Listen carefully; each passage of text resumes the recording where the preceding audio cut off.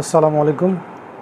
গৃহ সম্পত্তি হতে প্রাপ্ত আয়ের উপরে সম্পূর্ণ আয়ের উপরে আপনার ট্যাক্স দিতে হবে না।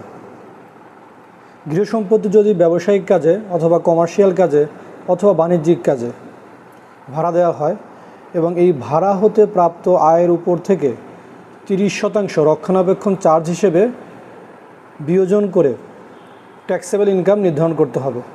একইভাবে যদি আবাসিক কাজে গৃহ সম্পত্তি ভাড়া দেওয়া হয় সেক্ষেত্রে রক্ষণাবেক্ষণ খরচ বাবদ 25% মোট ভাড়া আয়ের উপর 25% বিয়োজন করে ট্যাক্সেবল ইনকাম নির্ধারণ করতে হয়।